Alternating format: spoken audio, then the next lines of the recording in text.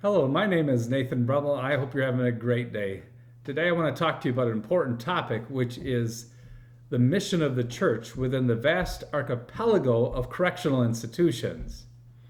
So what we're going to do is we're going to talk about what the Church of Jesus Christ is called to do in the many correctional institutions that are scattered throughout the United States. Remember how Jesus said in the parable of the sheep and the goats, he says, "Then shall the king say unto them on his right hand, Come, ye blessed of my Father, inherit the kingdom prepared for you from the foundation of the world. For I was in prison, and ye came unto me." That's in Matthew 25, verses 34 through 36. And Jesus there talks about how one way in which God's people show mercy to Jesus, or show love to Jesus, is when they show mercy to the very least of Jesus' sheep. What a challenge Christians face in carrying out the mission of the church in correctional institutions. They're scattered around our states, and it's difficult to get into them. The challenge is also great because of the large number of prisons and jails scattered throughout our states and provinces in Canada, and the millions of people that are incarcerated in North America. So let's begin a discussion of how to carry out the mission of the church in prisons and jails, in correctional institutions, by examining, first of all, the vastness of our correctional system. I refer to the vastness of our correctional system as a vast archipelago of correctional institutions. Alexander Solzhenitsyn famously pictured the Soviet gulags as a vast archipelago. The Russian dissidents' imagery of the Soviet gulags as a vast archipelago is helpful, I think, for impressing upon you the vastness and isolated nature of American prison and jail systems. The church, as both institute and organism, can engage in the mission of the church within these correctional institutions. Today, Bible colleges and seminaries are beginning to carry out the mission of the church within American prisons.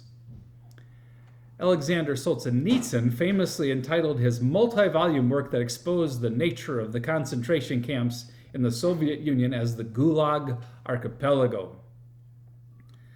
Now, an archipelago is a sea, a large sea with chains of islands scattered throughout it. And Solzhenitsyn compared the vast system of punitive concentration camps that were spread across the Soviet Union as a vast chain of islands. And the figure was apt because the gulags were isolated, just as islands can be a great distance from each other and isolated from one another. So the Soviet gulags were scattered from one another and separated, for example, by the vast distances found in Siberia. Solzhenitsyn pictured the vast geography of the Soviet Union as a great sea which had scattered throughout a vast number of isolated islands where political enemies were imprisoned as slaves. And the gulags were hidden from sight. The Soviets purposely built the gulags in isolated places to hide them from the eyes of their subjects and from the West. They also used them, of course, to develop mineral deposits and other resources that were found in far-off Siberia. Solzhenitsyn describes how an arrested person arrives at the Gulag Archipelago. He says, how do people get to this clandestine archipelago? Hour by hour, planes fly there, ships steer their course there, and trains thunder off to it, but all with nary a mark on them to tell of their destination. And at ticket windows or at travel bureaus for Soviet or foreign tourists, the employees would be astounded if you were to ask for a ticket to go there. They know nothing, and they've never heard of the archipelago as a whole or of any one of its innumerable islands. The gulags were known all too well to the inmate slaves and their brutal masters. And there were many gulags. There was this entire alternate society in the Soviet Union an alternate way of living that was the home to vast numbers of people, millions upon millions. It was a closed society with thousands of guards and millions of inmates that had its own factories and mores and language. Now, I don't mean to imply that United States prisons are gulags. They are not concentration camps. It is true that residents of U.S. prisons historically did suffer terrible misery and abuse. At Angola Prison in Louisiana, for example, decades ago, the inmates were ruled by inmate guards who carried guns and policed their fellow inmates with a brutal regime. At one time, a percentage of the men at Angola were enforced sex slaves to other prisoners. But one merely needs to read Solzhenitsyn's book or recent accounts of escapees from North Korean gulags to know that there's a vast difference between gulags run by communist sadists like in China or North Korea or in the Soviet Union and what happens in North American prisons. America does not have forced labor camps for political opponents. Our prisons are nothing like the vast slave labor camps that Stalin used to try to meet his 5-year plans. Many good reform efforts have been successful in American prisons. Judges have stepped into places like Angola Prison. Prisoners' civil rights are often upheld. Now, it's true there are many weaknesses still within our prison systems, but instead I'm calling your attention to the term archipelago. Solzhenitsyn describes the prison camps as a vast chain of islands. He says, and the Kolyma was the greatest and most famous island, the pole of ferocity of that amazing country of Gulag, which, though scattered in an archipelago geographically, was, in the psychological sense, fused into a continent, an almost invisible, almost imperceptible country inhabited by the Zek people. And this archipelago crisscrossed and patterned that other country within which it was located like a gigantic patchwork, cutting into its cities, hovering over its streets. Yet there were many who did not even guess at its presence, and many, many others who had heard something vague, and only those who had been there knew the whole truth. But as though stricken dumb on the islands of the archipelago, they kept their silence. Yeah, there Solzhenitsyn is referring to the fact that when men were let out of the Soviet gulags, they were so fearful of being placed back in them again, they made sure that no one ever caught them talking badly about their experiences. But I think it is helpful for Christians to see the vast network of federal and state prisons and local county jails as a vast archipelago. I think the problem is that people don't even realize the extent of the problem that we have with incarceration, how many men and women and young men are in correctional institutions. Our correctional institutions rise like islands from the surrounding sea. Across the Great Plains in states like Michigan and Illinois and Iowa and Indiana and Minnesota, the walls of prisons rise from the ground, topped by circling barbed wire. Higher yet, guard towers rise into the sky. So like islands rise out of the sea, these prisons rise also out of the Great Plains. At older prisons like the Indiana State Prison in Michigan City or the Stateville Prison in Joliet, Illinois, old, tall, castle-like cement walls climb into the sky. Numerous prisons are scattered throughout Indiana and Michigan and through every state of the Union. In Indiana, from the Indiana State Prison in the north to Branchville Correctional Facility in the south, from Wabash Valley Correctional Facility in the west to New Castle Correctional Facility in the east, there are prisons for men, there are prisons for women, there are prisons for mothers and grandmothers, like the Rockville Women's Prison and the Indiana Women's Prison. More than 25 to 30,000 men and women live in these prisons and in local jails. Illinois' prison population has hovered at around 50,000, although now it's down from that. California has 33 adult prisons. They're scattered about the state, from Pelican Bay State Prison in the north to Centinela State Prison in the south, from San Quentin in the west to Ironwood in the east. There are prisons for mothers, too, and grandmothers in the central part of the state. Valley State Prison for Women, and Centralia, California Women's Facility. They're prisons for grandfathers or prisons for grown men, prisons for juveniles. The population in California state prisons in the past decade has been around 112,000, and 90% of the inmates have a current or prior violent or serious felony conviction. But there's also more, of course, scattered throughout the state of California. Each county has a jail. More than 80,000 men and women are in county jails in California on average. What you find in Indiana, Illinois, and California is just the beginning of a vast chain of islands of correctional institutions within the United States. There are about 70,000 juveniles in juvenile detention centers throughout the country. Then there are the federal prisons in addition to the state prisons and the local county jail. They house around a little more than 200,000 federal offenders. So at the end of 2011, there were 2,266,800 adults imprisoned in federal and state prisons and jails in the United States. And an initial about 5 million adults were on probation or parole, and therefore were still under correctional supervision. So this adds up to 6,977,000 adults under correctional institution, which is 2.9% of the adult residential population in the United States.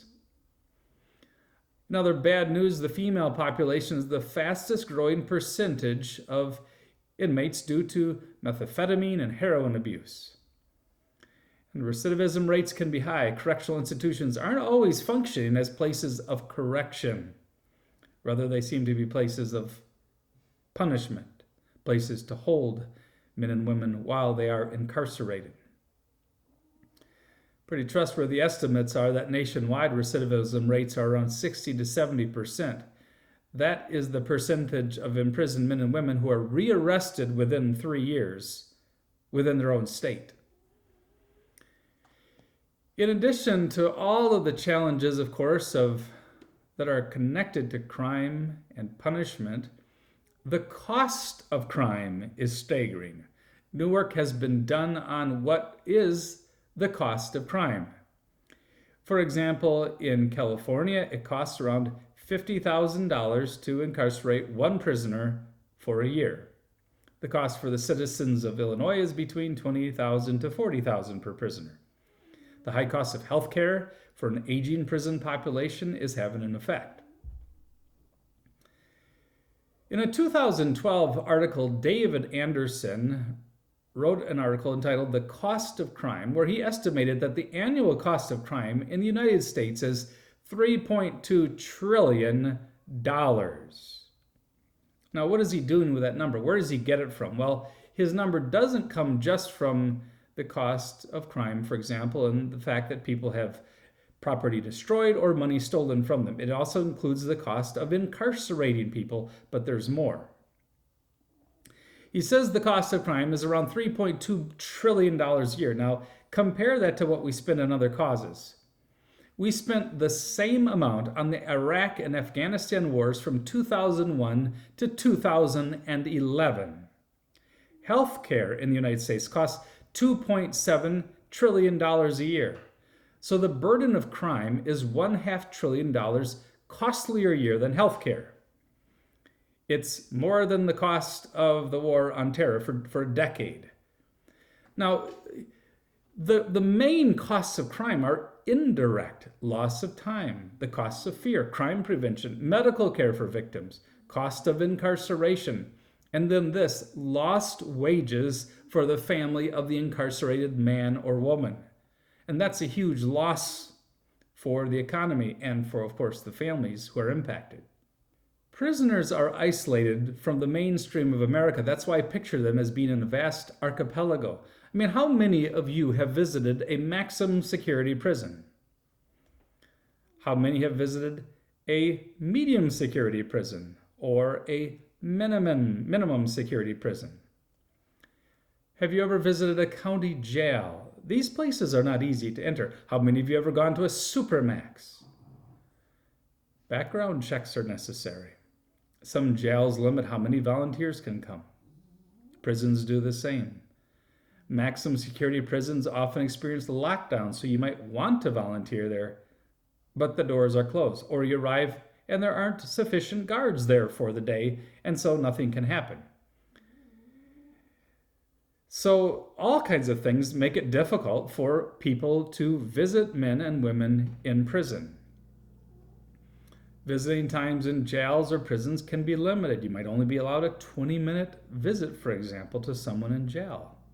And then you might only speak on the telephone through a glass, or you might have a television monitor as you speak through a telephone. Prisons exist purposely to isolate the prisoners from their community and the threat they pose to it. The prisons are placed away from many urban centers due to political decision making that impacts where the prisons will be built because they affect the local economy. But prisons are created as isolated communities to punish offenders. The main part of their punishment is that they are taken out of their community and they're away from their family. Politics can play a role in the placement of correctional facilities in small rural areas, which normally would not get much of the political and economic pie. Not very many pieces of the pie. And so the result is that prisoners are often housed hundreds of miles away from their family members. And so the cost of travel impacts how often visits can occur.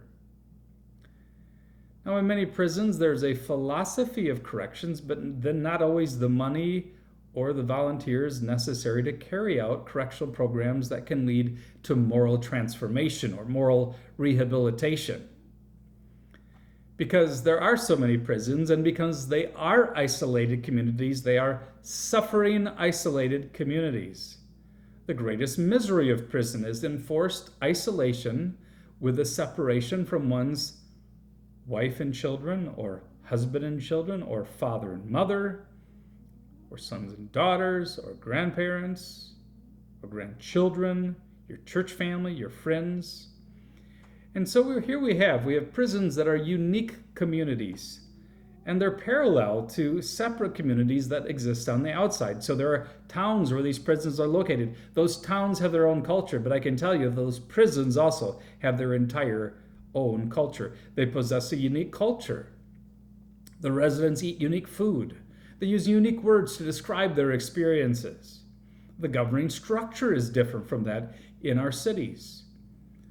How you purchase goods is different. They're like little cities, and it's like the wardens are like mayors. They might even have more inhabitants than the little town that's located nearby in some rural area. Now, it's true they don't really have a mayor, they have a warden, and the warden certainly has a lot more influence than the mayor has in his local town. This unique community has a unique diet. They eat prison food. They buy the sort of food that you can buy at a commissary. And whereas a town or community might even lack diversity, there's often profound diversity within the prisons. There are residents of all ages. Juveniles are in prisons for juveniles, or when they turn 18, then they join the adult population. Babies are in prisons with their mothers at Decatur's Women's Prison or at Rockville Women's Prison in Indiana. Old men are dying in prisons. That's why many prisons have places to care for elderly men or women who are dying in prison. In prison, senior citizen ladies walk around with their canes and walkers in prison. And the residents are multicultural. They hold to many different religions too. They come from all kinds of different ethnic backgrounds.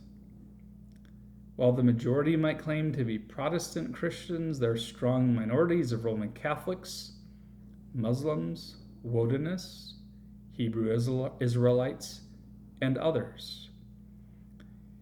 In some of the prisons where I teach, a majority of the residents are African American, and then with whites and Hispanics as a minority. But there can be all kinds of different ethnic makeup inside of a prison.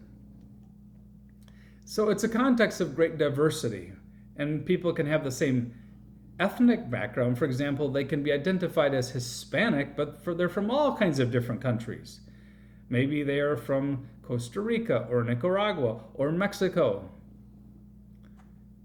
And the church, you see, has a mission behind bars. And I think that it is better to talk about the mission of the church when we talk about this than the mission of God. When we talk about the missionary calling of the church, we want to talk about the mission of the church. And that's why professors of missions, sometimes who have been called Missio Dei missiologists, mission of God missiologists, have unfortunately minimized evangelism and subordinated the call to repentance and faith in Christ to social work. And so some people hold to what's called mission of God thinking. They've actually been anti-church as institute. And it seems like they start talking about everything as being the mission of God. Now, Stephen Neal warns, he says, when everything is mission, nothing is mission. And I agree with John Bolt that it is helpful to distinguish between the mission of the church, the missio ecclesiae, and the mission of the people, the missio populi, which is the mission of the people of God. Now that distinguishes between the mission of the church is bringing the gospel with deeds of mercy, and then the mission of the people of God is simply the calling of every believer to carry out his calling before God, to seek first the kingdom in whatever way God has called him to do that. So that distinguishes between obedience to the Great Commission, as God's people are witnesses to the gospel, and then obedience to the cultural mandate, which we do as we have dominion over the creation in the job to which God has called us. Now, the mission of the people of God is to have dominion over the creation for the glory of the triune God. And in fact, when we teach in the prisons, part of teaching men a good work ethic is to teach them, yes, they need to, as Christians, bow the knee to Jesus Christ and trust in him for their entire salvation, but then they also need to realize that Christianity is not just about Sunday, it's about faithfulness on Monday, Tuesday, Wednesday, Thursday, Friday, maybe Saturday, as you carry out your vocation to the glory of God. But what we're talking about really is the mission of the church, the missio ecclesiae, the mission of the church, that is the call that Christ gives to his people, both ordained and not ordained, to witness about him and his cross so that lost sinners might be saved. Now, our concern is to talk about how we as a church, as pastors and as saints, can be a witness to the men and women and young people who are in prison. We're scattered throughout this vast archipelago of correctional institutions. One time when I was in Toronto, I remember how I surprised the people there by telling them that the number of men and women who are incarcerated on one day in the state and federal prisons in the United States is equivalent to the entire metropolitan population of Toronto. Now that's something that blows your mind. But then I also told them the number of people under correctional institution, or oversight in the United States, including those in prison and those on parole, would be as many who are in the entire Toronto metropolitan area with all of its suburbs included. What I want to do here is I want to impress upon you the huge nature of this problem. Now, that is so that we can talk next time about prisoners as an unreached people group. Now, if there were just a few prisoners, this might not be such a big issue. But given the large number of men and women in correctional institutions who are in need of the gospel of Jesus Christ, we're going to see that next time we're going to see that we ought to look at prisoners as an unreached people group. Now that is a missiological statement and phrase, and we're going to see that, yes, indeed, Christians do have a calling to bring the gospel to this people group as well as others.